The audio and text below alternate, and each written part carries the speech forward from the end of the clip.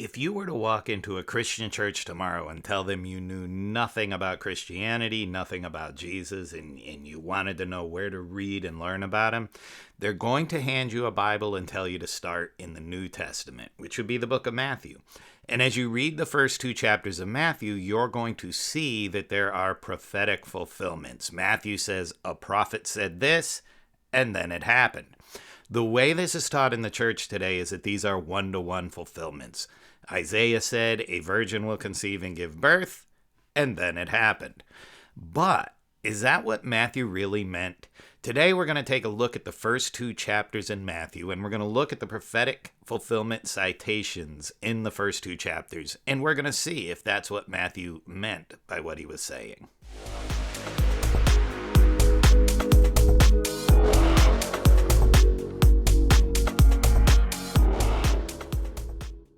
I'm Steve Perry. This is Biblical Anarchy, and in order to take a look at what we want to see today, we're going to have to understand what's going on in Isaiah 7. This is the first of the prophetic fulfillment citations.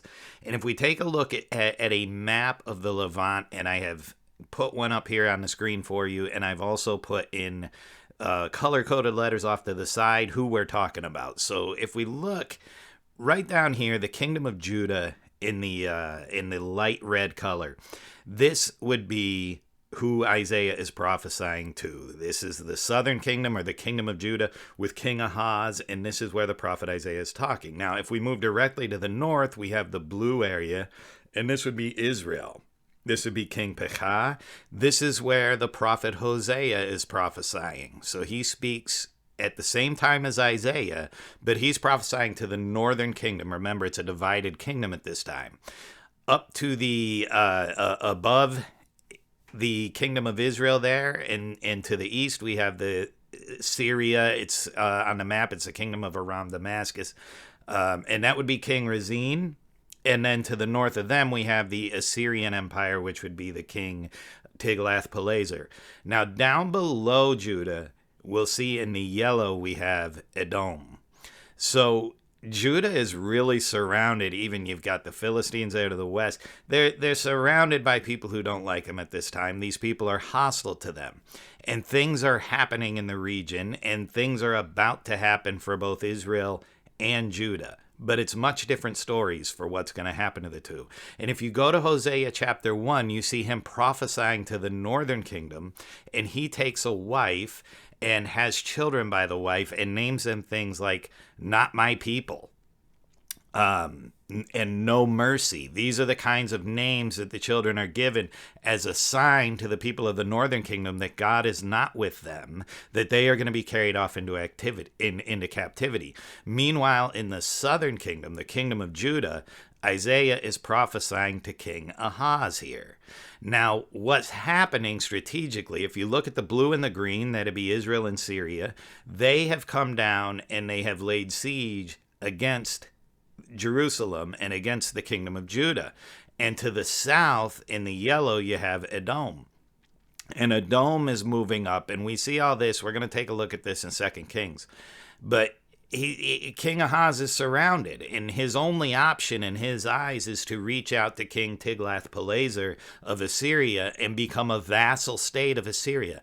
That way these other territories, that way Israel and Syria, can't attack him. Otherwise, they are going up against Assyria. This is what is being laid out as we get to Isaiah chapter 7. Now, keeping that map in mind, we're going to take a look at 2 Kings chapter 16, and we're going to start in verse 5. Then King Rezin of Aram and King Pekah, son of Remaliah of Israel, came up to wage war on Jerusalem. They besieged Ahaz, but could not conquer him. At that time, the king of Edom recovered Elath for Edom and drove the Judeans from Elath.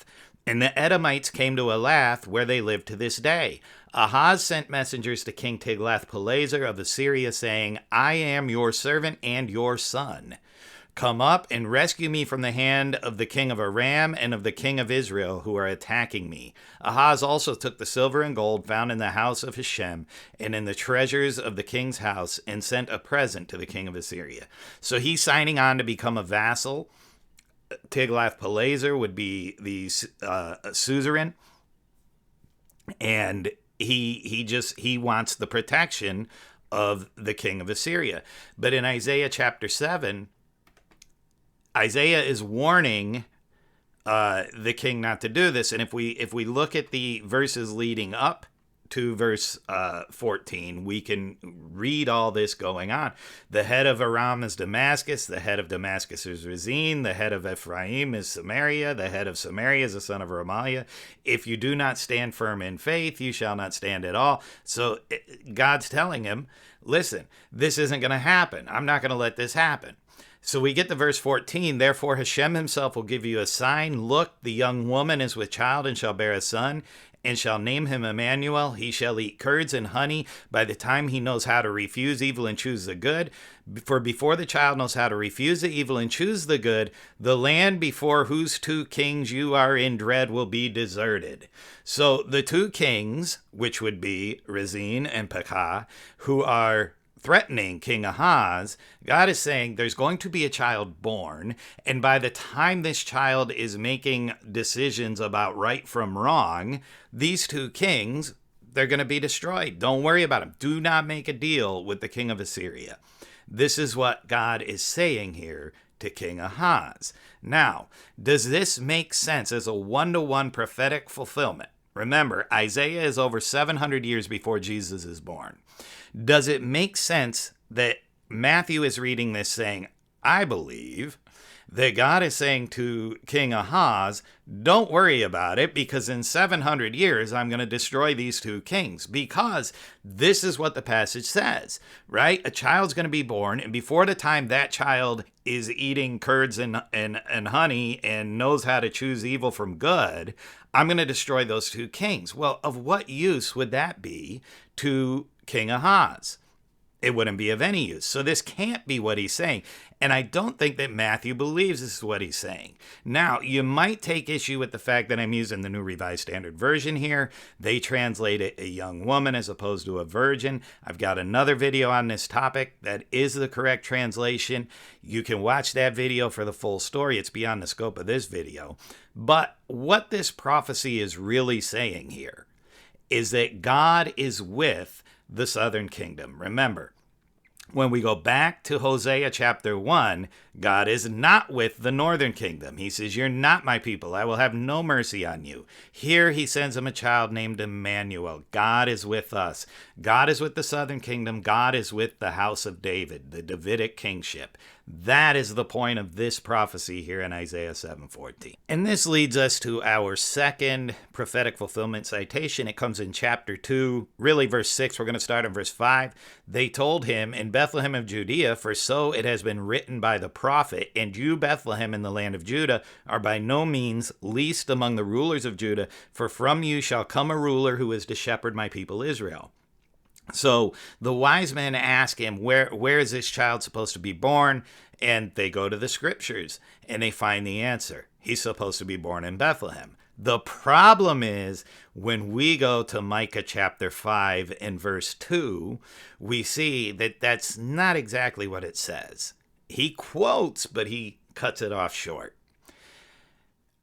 Micah 5:2 says, but you, O Bethlehem of Ephrathah, who are one of the little clans of Judah, from you shall come forth for me one who is to rule in Israel, whose origin is from of old, from ancient days. So it's not actually saying that the Messiah will be born in Bethlehem. Rather, it's saying that the Messiah's ancestry will be from Bethlehem. Now, he could be born in Bethlehem. It's entirely possible. But that's not what this passage is saying. It's saying that this is where his ancestry, meaning David, right? So he comes from Bethlehem. His origin is from of old, from ancient days. Now, you'll notice in some of the translations, it'll say from eternity. You can argue over what is the best translation, but it seems pretty clear here that the point of this passage is to say that the Messiah who is to come, his ancestors will be from Bethlehem, but it doesn't say that he necessarily will be born there himself. So the point of this prophecy is to tell us that the Messiah will come from David, not that the Messiah will come from Bethlehem. This leads us to our next fulfillment citation. We go to Matthew chapter 2, verse 15. This was to fulfill what had been spoken by the Lord through the prophet, out of Egypt I have called my son. And we go back to Hosea 11:1 to get this prophetic statement, but it turns out it's not actually a prophetic statement. Hosea 11:1 says, when Israel was a child, I loved him, and out of Egypt I called my son. So this is referring back to the Exodus, not forward to some future event. And if you don't believe me, if you say, but Steve, this has to be talking about Jesus, let's read a little bit more about this son that God is calling out of Egypt. When Israel was a child, I loved him, and out of Egypt I called my son. The more I called them, the more they went from me. They kept sacrificing to the Baals and offering incense to idols. Does this sound like Jesus? Worshiping idols, right? Like, obviously, this is talking about Israel, the nation, and not Jesus. Yet here, Matthew uses it, out of Egypt I have called my son. Why does Matthew use this as a reference to Jesus when it's clearly not talking about Jesus? What is this prophecy saying? It's saying that God sent someone to lead Israel to the promised land.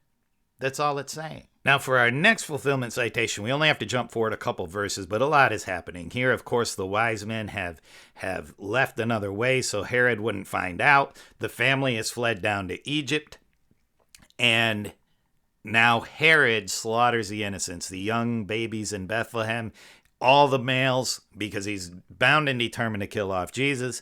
And we're told that this is starting in verse 17, that this is a fulfillment of prophecy. Then was fulfilled what had been spoken through the prophet Jeremiah. A voice was heard in Ramah, wailing in loud lamentation, Rachel weeping for her children. She refused to be consoled because they are no more. Now, if we go back to Jeremiah chapter 31 and verse 15, we find out that this is what the prophet said. Thus says Hashem, a voice is heard in Ramah, lamentation and bitter weeping. Rachel is weeping for her children. She refuses to be comforted for her children because they are no more. So this one could literally be a one-to-one fulfillment. Jeremiah said Rachel's going to be weeping for her children. Here, Rachel is weeping for her children. Now, we already have one problem you may or may not have noticed, but let's go on to the next verse. So she's weeping for her children. She won't be comforted because they are no more. Starting in verse 16, thus says Hashem, keep your voice from weeping and your eyes from tears, for there is reward for your work, says Hashem. They shall come back from the land of the enemy. There is hope for your future, says Hashem. Your children shall come back to their own country. So we see here, Rachel isn't weeping for dead children.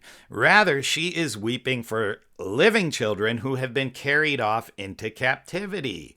Oh, yeah, remember Hosea 11:1, not my people, no mercy? They're going to be carried off into captivity. God is with the southern kingdom, but the northern kingdom is going to be carried off, which leads us to the second problem. Why is it Rachel weeping for her children? Remember, Rachel is the mother of Joseph and Benjamin. Joseph is the father of Ephraim and Manasseh. They are then adopted by Israel. So they become two tribes. So Rachel's children, as far as the tribes go, are northern kingdom tribes. It's Benjamin, Ephraim, and Manasseh. Rachel has nothing to do with Judah and the southern kingdom.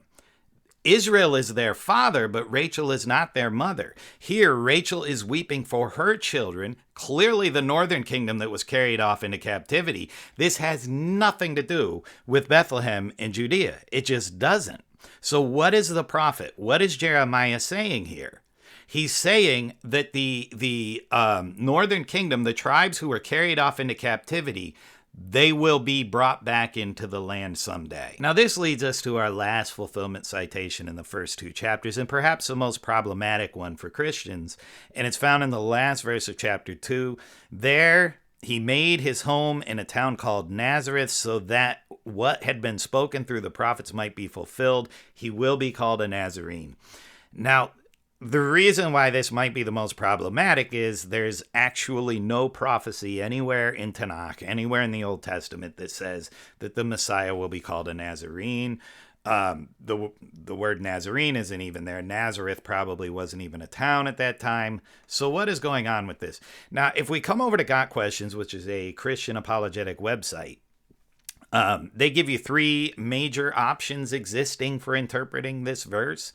It may be that Matthew is associating the word Nazarene with the Hebrew word netzer, branch or sprout. The branch is a term used for the Messiah. That's option number one.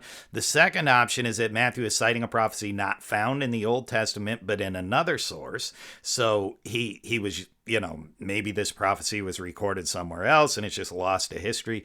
The third option is that Matthew uses the word Nazarene in reference to a person who is despised and rejected. So, somebody who's looked down on, he'll be called a Nazarene. All of these answers are a stretch. Now, to be fair, I don't really have a good answer for this one myself, since the prophecy doesn't exist. However, if we take the prophecies that do exist and we replace the lines in Matthew with the prophecy, with what the prophet was actually saying, we start to see a picture coming together here, right? So if we go up to chapter 1, here we have the birth of Jesus. Why? Because God is with David and Judah. So he says, all this took place to fulfill what had been spoken by the Lord through the prophet. Look, the virgin shall conceive and bear a son, and they shall name him Emmanuel. But if we replace that with what the prophet was actually saying, all this took place to fulfill what had been spoken by the Lord through the prophet. God is with the house of David and the southern kingdom.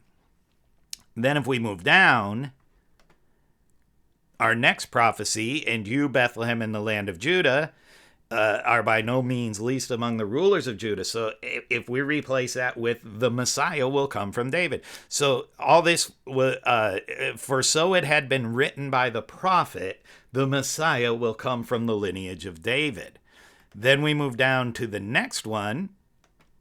We have when the family runs off to Egypt to escape King Herod, to fulfill what was spoken of by the prophet, out of Egypt I call my son. But what this prophecy is really telling us is that God raised up a leader to lead the people of Israel to the land of Israel, right? So what Matthew is saying here is this was to fulfill what was spoken of by the Lord through the prophet. I will raise up a leader to bring my people to Israel. Now, the problem there, you say, is, but they're already in Israel. Not all of them, right? Some of them have been carried off, which is our very next prophecy. A voice was heard in Ramah, wailing and loud lamentation. We know this cannot apply one-to-one to the slaughter of the innocents, because when we go back and read the prophecy, these children are alive and have been carried off into captivity. Are you noticing a pattern here? Right? So what is he saying here? He's not saying that the prophet was predicting the death of these children. Rather, he's saying that the prophet was predicting the one who would come to lead the people back out of captivity into the land of Israel. That man is here in the eyes of Matthew in the person of Jesus. Now that leads us to the last one, which, let's face it, there's no good answer for if we are looking for a one-to-one fulfillment of prophecy, since there is no prophecy to fulfill here. So why is Matthew saying he will be called a Nazarene? This is just my opinion. I have nothing to base it on, but it would seem to me that Matthew is saying that Jesus, if you remember in the book of Ezekiel, we have the two sticks that are brought together. The one says Judah, the other one says Ephraim, the northern kingdom and the southern kingdom. They're reunited. Matthew is saying that God is not just with the southern kingdom like he was in Isaiah 7. And remember in Hosea 1, he's not with the northern kingdom. Now, because Jesus is a Nazarene, God is saying, I'm with all of you. I'm with the house of David. Jesus is with the house of David, but Jesus is Jesus of Nazareth. He is from the northern kingdom, and he is bringing the two kingdoms together. And this is, in my opinion, is what Matthew is doing with these prophecies in the first two chapters. Now, I'm a guy who used to say, if you asked me about this a year ago, I'd say Matthew's out of his mind. He just made this stuff up. Clearly, these are not. You cannot look at Hosea 11:1 and even imagine that Hosea was envisioning Jesus coming, the Messiah coming. It's just not there. You can't look at the prophecy of Rachel weeping for her children and somehow apply that to the people of Bethlehem 700 years in the future having their sons killed when it's a prophecy about Rachel's children, northern tribes, being brought back out of captivity. These just don't work as one-to-one prophetic fulfillment citations. And in my opinion, when the church tries to present them that way, they hurt their argument, because I was a guy saying Matthew's out of his mind. But when I read him this way, I go, well, it makes sense, at least in the context of that time. Now, we are 2,000 years removed. And so you might be looking at this saying, well, yes, Steve, okay, he was saying God's going to raise up the new Moses to lead the children out of captivity, bring them back into the promised land. I get that. That's how Matthew viewed that. But here we are 2,000 years later. That's something you got to work out for yourself. Would Matthew still believe this today? I don't know. But this, in my opinion, is what Matthew believed at the time and what he was trying to tell us. If you disagree with me, you can leave me a comment down below. If you agree, or if you enjoyed the video, give it a thumbs up, share it on social media, subscribe to the channel. But whatever you do, don't just sit there, do something.